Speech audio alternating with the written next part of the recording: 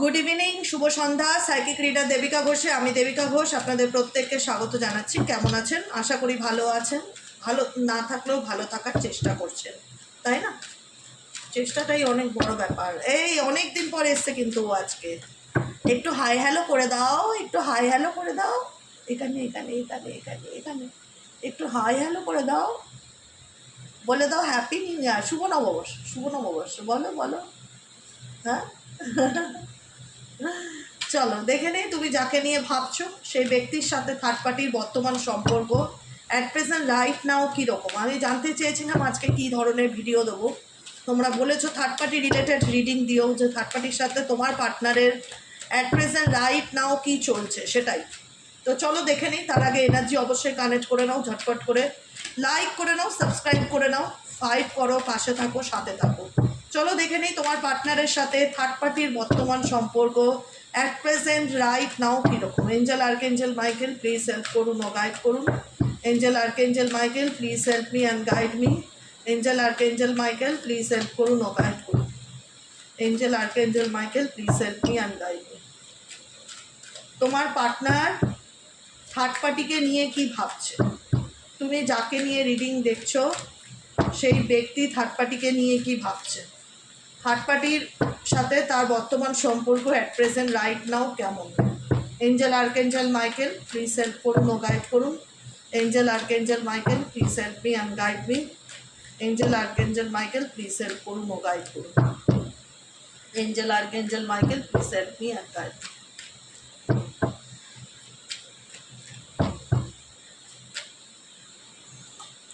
Ace of Swords, Page of Swords, King of Wands, Six of Cups, okay, Seven of Cups, Moon card, Queen of Cups, High Priestess, and Four of Cups, King of। দেখো actually বলো এদের মধ্যে ভালোবাসা, বন্ধুত্ব, stability, অনেক কিছু ব্যাপার থাকে। একটা সম্পর্ক যেরকমই থাক, যার সাথে যেরকমই থাক, যে দিক থেকেই দেখো না কেন, এই রিলেশনশিপটা এদের অনেক দিনকার। সিক্স অফ কাপসের এনার্জি ইন্ডিকেট করছে nostalgia, past memory, past connection, past life কানেকশনকেও ইন্ডিকেট করে। এবার হচ্ছে তোমার পার্সন এই সম্পর্কটাকে নিয়ে কি ভাবছে। আমি যতটুকু ফিল করতে পারছি এনার্জির মাধ্যমে, এদের মধ্যে রিসেন্টলি যেটা এখানে মুন কার্ড এসছে, মুন কার্ড হিডেন কিছু ব্যাপার আছে এদের সম্পর্কের মধ্যে না। ট্রাস্ট ইস্যু প্রবলেম ভীষণ রকম দেখতে পাচ্ছি থার্ড পার্টি এবং তোমার পার্টনারের মধ্যে। হিডেন কোনো কিছু ব্যাপার নিয়ে বা লুকানো কোনো কিছু আড়াল করা, গোপন করা, সন্দেহ করা বা কোনো কিছু নিয়ে ডাউট করার ব্যাপার ভীষণ রকম দেখতে পাচ্ছি। বাবা তুমি কার্ডের উপরে এসে বসলা আর জায়গা পেলে না। এখানটা বসো বাবা, ভালো বাচ্চা তো, তুমি ভালো তো, এখানে বসো, এখানে বসো, হ্যাঁ এখানটা বসো। তো আমি একটাই কথা বলবো যে এদের মধ্যে না একটা হিডেন ব্যাপার দেখতে পাচ্ছি। কেউ কারোর কাছ থেকে কিছু লুকাচ্ছে বা কেউ কারোর কাছ থেকে কিছু আড়াল করছে। এই হিডেন ব্যাপারটা থার্ড পার্টির নয়, কিন্তু এই হিডেন ব্যাপারটা তোমার পার্টনারের থার্ড পার্টির কাছ থেকে কিছু আড়াল করা, থার্ড পার্টির কাছ থেকে কিছু গোপন করার ইন্টেন্সিটিটা দেখা যাচ্ছে। ঠিক আছে, যে কারণে কোথাও না কোথাও আধা আধুরা কথা বলা বা কোনো কিছু হাইড করা, তোমার পার্সনের হাইডিং এনার্জি তৃতীয় ব্যক্তির কাছে, তৃতীয় ব্যক্তির সাথে কোনো কিছু লুকানোর চেষ্টা করা। ধরো কোনো কিছু ঘটনা ঘটলো, তো সেখানে যতটা না বললে না ততটা বলা, বাকি কিছুটুকু আড়াল করে রাখা বা অন্ধকারে রাখা, কোনো না কোনোভাবে থার্ড পার্টিকে ডেফিনেটলি তোমার পার্টনার চেষ্টা করছে। যে কারণে থার্ড পার্টির সাথে কিন্তু মনোমালিন্য বা ভুল বোঝাবুঝি এগুলো আমি দেখতে পাচ্ছি। বিকজ তোমার পার্টনার অ্যাকচুয়ালি মেন্টালি ইনডিসিশনে ভীষণ রকম ভুগছে, ভীষণ রকম একটা ইলিউশনের মধ্যে দিয়ে যাচ্ছে। তোমার পার্টনার থার্ড পার্টি রিলেশনশিপে অ্যাকচুয়ালি তার জীবনেও, তার পার্সোনাল লাইফেও প্রচণ্ড রকম ইলিউশনস আছে। মানে হয় না, সমস্যা, ধোঁয়াশা, ক্ল্যারিটির অভাব, কি করব কি করব না। ও তোমার পার্টনারের সাথে আমি রাইট নাও যেটা দেখতে পাচ্ছি, তোমার পার্টনার থার্ড পার্টির উপর একটু কোনো কারণ, যেটাই কি কারণ আমি জানি না, এর মধ্যে হিডেন এনার্জি কী আছে, এমন কিছু থাক যেটা নিয়ে একটা মিসআন্ডারস্ট্যান্ডিং বা একটা ভুল বোঝাবুঝিকে ইন্ডিকেট করে। পেজ অফ সোয়ার্ডসের এনার্জি মানে কোনো কিছু নিয়ে একটা রেগে থাকা, তোমার পার্সনের এনার্জি ভীষণ রাগ দেখতে পাচ্ছি কোনো না কোনোভাবে। থার্ড পার্টিকে কিছু বলতে না পারা বা থার্ড পার্টির উপর রাগ দেখা বা কোনো রকম ইমোশনাল আন্ডারস্ট্যান্ডিংটা এই মুহূর্তে আমি দেখতে পাচ্ছি না থার্ড পার্টির প্রতি তোমার পার্টনারের। কোনো কিছু নিয়ে রেগে থাকা বা একটা বিরক্ত ভাব প্রকাশ করা, দুজনের মধ্যে এমন সিচুয়েশন, ডেফিনেটলি ভালো বন্ধুত্ব বা এদের মধ্যে পুরনো কানেকশন বা পাস্ট লাইফ কানেকশন আছে, এদের মধ্যে গিফট আদান প্রদান হয়েছে, সমস্ত কিছুর একটা গিভ অ্যান্ড টেক রিলেশনশিপ, দুজনে দুজনকে ইন্টারেস্ট ছিল, কিন্তু সাডেনলি এনার্জি ইন্ডিকেট করছে এদের মধ্যে এমন কিছু সিচুয়েশন হয়েছে যেখানে দাঁড়িয়ে তোমার পার্টনার ডেফিনেটলি থার্ড পার্টিকে মনে করে, কিন্তু থার্ড পার্টির কোনো কিছু সে মানতে পারছে না, বা তো তোমার পার্টনারের মধ্যে এমন কিছু সিচুয়েশন বা তোমার পার্টনারের সাথে থার্ড পার্টির এমন কিছু ঘটনা ঘটেছে রিসেন্ট যেটাতে তোমার পার্টনার মানতে পারছে না। কেউ এখানে মানতে না পারার একটা ব্যাপার দেখাচ্ছে। ঠিক আছে, দেখো প্রবলেম কোনো দিনই কোনো কিছু পার্মানেন্ট হয় না, কারণ এখানে এদের কানেকশনের মধ্যে একটা পাস্ট লাইফ কানেকশন তো স্ট্রংলি দেখাচ্ছে, কোনো না কোনো রকমভাবে আছে থার্ড পার্টির সাথে কানেকশন, একটা পাস্ট লাইফ কানেকশন আছে। ঠিক আছে, নস্টালজিয়া আছে, চাইলেই ভুলে যেতে পারে না। হ্যাঁ, তোমার পার্সনের হয়তো একটু ইগো রাগ জেদটা বেশি, বা অল্পতেই একটু রেগে যায় বা মেজাজ হারিয়ে ফেলে, বা কথায় কথায় মুখটাকে একটু হারি করে ফেলে। ঠিক আছে, এটা তোমার পার্টনারের নেচার। ঠিক আছে, যে কোনো কিছু বুঝতে না চাওয়া বা আহ, মানতে না চাওয়া, একটুখানি অল্পতেই রেগে যাওয়া বা রাগ দেখিয়ে কথা না বন্ধ করে দেওয়া, এই ব্যাপারটা দেখতে চাই। কারণ অ্যাকচুয়ালি ব্যাপারটা হচ্ছে তোমার পার্টনার যাকে নিয়ে দেখতে পাচ্ছ, যা দেখছো এই মুহূর্তে, সে না একটুখানি বোঝে কম আর চেঁচাই বেশি, এরকম একটা মানসিকতা। মানে হয় না যে কোনো কিছু শুনবে না, মানে নিজে যেটা ভালো বুঝবে বা নিজে যেটা বুঝবে সেটাকেই রিপ্রেজেন্ট করবে। মানে হয় না খুব রাগ, উগ্র উগ্র রাগই হয় না, বদমেজাজি, হটচটা, রকচটা সেটাকে বলে রকচটা, একদম যা মুখে আসলো বলে দিল, হঠাৎ হঠাৎ অল্পতে অল্পতে রেগে গেল, এরকম ব্যাপার। থার্ড পার্টির সাথেও আমি সেই সিচুয়েশনই দেখতে পাচ্ছি, যেখানে দাঁড়িয়ে দেখা যাচ্ছে যে মনের মতন হচ্ছে না বা কথার মিল হচ্ছে না, ফার্স্ট্রেশনে ভুগছে বা ভুল বোঝাবুঝি হচ্ছে, কি করবো কি করবো না, কনফিউশনে প্রচণ্ড রকম আছে। আর সম্পর্কের মধ্যে যখন না একটা লুকোচুরি ব্যাপার চলে আসে, হিডেন এনার্জি চলে আসে, তখন কিন্তু সম্পর্কের মধ্যে ট্রাস্ট ইস্যু রিলেটেড একটা প্রবলেম হয়, যেটা আমি কিন্তু তোমার পার্টনারের সাথে থার্ড পার্টির সম্পর্কের মধ্যে স্ট্রংলি দেখতে পাচ্ছি। মূলত যেটা trust issue related problem, definitely যে কারণে তোমার পার্সনকে মেবি হয়তো সে তৃতীয় ব্যক্তি কোনো রকম কোনো সন্দেহ করে বা ডাউট করে, বা এমন কিছু হয়েছে যে থার্ড পার্টি তাকে বিশ্বাস করতে পারছে না, তো বা থার্ড পার্টি তার কথাকে বিশ্বাস করতে পারছে না, যে কারণে তোমার পার্টনার তাকে বোঝাতে পারছে না তার নিজের জায়গা, এই নিয়ে তাদের মধ্যে একটা মেন্টালি কনফ্লিক্ট বা মানসিক টানাপোড়েনের জায়গা আমি দেখতে পাচ্ছি। আর কি চলছে তোমার পার্টনারের লাইফে, যে থার্ড পার্টি আছে সেই এই সম্পর্কটাকে নিয়ে কি ভাবছে? তোমার পার্টনারের লাইফে যে এই থার্ড পার্টি আছে সে এই সম্পর্কটাকে নিয়ে কি ভাবছে? Please divine angel, divine universe help করুন ও গাইড করুন। Angel archangel Michael please help me and guide me.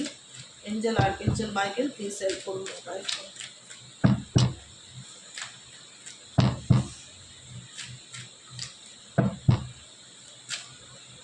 তোমার পার্টনারের লাইফে যে থার্ড পার্টি আছে সেই সম্পর্কটাকে নিয়ে কি ভাবছে?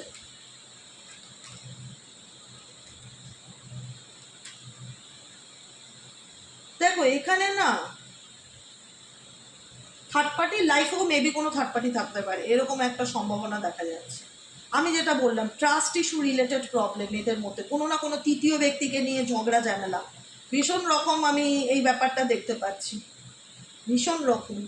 মানে কোনো কোনো রকমভাবে আমার যেটা ফিল হচ্ছে থার্ড পার্টির সাথে মেবি কোনো, দেখো কার্মিক সম্পর্ক শুধুমাত্র একজনের সাথে হয় না, অনেকজনের সাথে হতে পারে, অনেকজনের সাথে হতে পারে। এমন নেই যে শুধুমাত্র স্পেসিফিক ওয়ান পার্সন বা এনি ওয়ান কোনো সিগনিফিক্যান্ট ব্যাপার আছে, অনেকের সাথে হতে পারে। তো এদের মধ্যেও সেই টানাপোড়েনটা, মানে পুরোপুরি ব্যাপারটা হয়তো এদের মধ্যে খুব একটা ভালো না থাকলেও এদের মধ্যে মধ্যস্থতা করার জন্য কোনো না কোনো থার্ড পার্সন ডেফিনেটলি চলে আসছে। ঠিক আছে, এদের সম্পর্কের মধ্যে কোনো না কোনো থার্ড পার্টি রিলেটেড ইস্যু, এদের সম্পর্কের মধ্যে আমি আবারও রিপিটে বলবো trust issue, on of situation বা স্টেবল ব্যাপারটাকে না জোর দিয়ে বলা যায় না যে এদের সম্পর্কের মধ্যে সেই স্টেবিলিটিকে দেখা যাচ্ছে বা লক্ষ্য করা যাচ্ছে। কারণ 7 অফ সোয়ার্ডসের এনার্জি থার্ড পার্টির দিক থেকে, থার্ড পার্টিও মেবি কোনো না কোনোভাবে তোমার পার্টনারকে নিয়ে কনফিডেন্ট নয়। সব থেকে বড় কথা মানে একটা হয় না যে আমি খুব কনফিডেন্ট আমার পার্টনারকে নিয়ে, সে আমাকে ছাড়বেই না বা সে আমাকে চিট করতেই পারে না। তোমার পার্সনকে নিয়ে কিন্তু কোথাও না কোথাও থার্ড পার্সন নিশ্চিত নয়। তার মনে হয় সে কোনোদিনও কে কার পিঠের ছুরি মেরে কে কতটা প্রফিট লাভ করবে এই মেন্টালিটি চলতে থাকে, বুঝতে পেরেছো? এখানে থার্ড পার্টি যে আছে সে দেখায় যে তোমার প্রতি আমি ইমোশনালি খুব উইক, তোমাকে ছাড়া আমি ভাবতে পারি না, তোমার মানে ম্যানুপুলেটেড এনার্জি। তোমাকে আমি শান্ত করার চেষ্টা করছি, বোঝানোর চেষ্টা করছি, তুমি কেন বুঝতে পারছো না, আমি তোমায় ভালোবাসি, আমি তোমার জন্য কষ্ট পাচ্ছি, তোমার ব্যবহারের জন্য কষ্ট পাচ্ছি। কিন্তু এখানে কিন্তু কোথাও না কোথাও থার্ড পার্টিও কিন্তু মাইন্ড গেম খেলছে। এখানে কোথাও না কোথাও থার্ড পার্টিও কিন্তু মাইন্ড গেম খেলছে। কারণ থার্ড পার্টি কখনোই চাইছে না যে তোমার পার্টনার তার জীবন থেকে পুরোপুরি যাক। থার্ড পার্টি দু নৌকায় পাড়েতে চলতে চাইছে। আমার যতটুকু এখানে রিয়ালাইজেশন কাজ করছে, তোমার পার্টনারের লাইফে যে থার্ড পার্সন আছে না, এই দু নৌকায় পাড়েতে চলছে। এর অন্য কোথাও কোনো সম্পর্ক থাকতে পারে, তার পসিবিলিটিস আছে। এর অন্য কোথাও কোনো সম্পর্ক থাকতে পারে, বা সম্পর্ক যদি নাও থাকে তো কোনো রকম কোনো মহিলা বা কোনো তার ফ্যামিলির কোনো রকম হেল্প নিচ্ছে তোমার পার্টনারের সাথে তার রিলেশনশিপটাকে নিয়ে কোনো সলিউশনে আসার জন্য। তার ফ্যামিলি বা তার বন্ধু বান্ধব কারোর কাছ থেকে কোনো রকম হেল্প নিচ্ছে থার্ড পার্টি। আর কি চলছে এদের সম্পর্কের মধ্যে? এদের সম্পর্ক কি আপকামিং দিনে ঠিক হয়ে যাওয়ার কি পসিবিলিটিস আছে? থার্ড পার্টির সাথে তোমার পার্টনারের সম্পর্ক কি আপকামিং দিনে ঠিক হয়ে যাওয়ার পসিবিলিটিস আছে?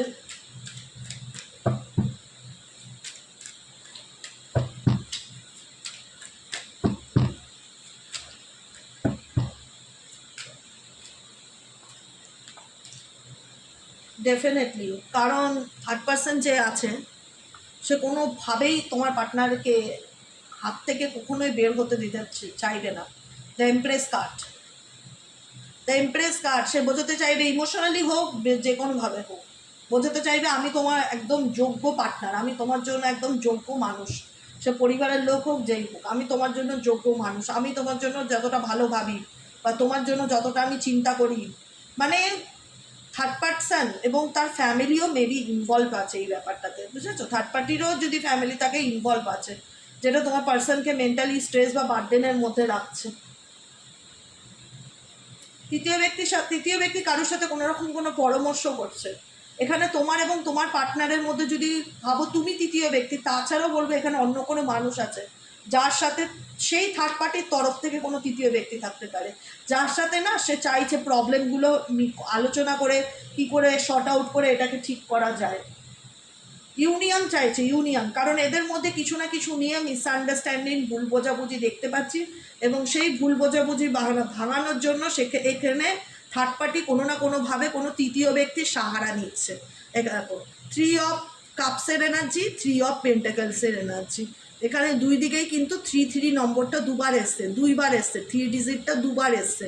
অতএব এখানে তোমার এবং তোমার ব্যক্তির মধ্যে তৃতীয় ব্যক্তি থাকলেও সেই তৃতীয় ব্যক্তির তরফে তার বন্ধু হোক, ফ্যামিলি হোক, দাদা হোক, বোন হোক, কারুর না কারুর পরামর্শ সাহারা নিয়ে এই তোমার সাথে তোমার পার্টনারের সাথে সে কিন্তু কোনো প্রবলেমকে শর্ট আউট করে আবার নতুন করে সব কিছু শুরু করতে চাইছে। কারণ এখানে কোনো কিছু নিয়ে এদের মধ্যে সন্দেহ বা ভুল বোঝাবুঝি বা ট্রাস্ট ইস্যু রিলেটেড কোনো কিছু প্রবলেম ডেফিনেটলি হয়েছে।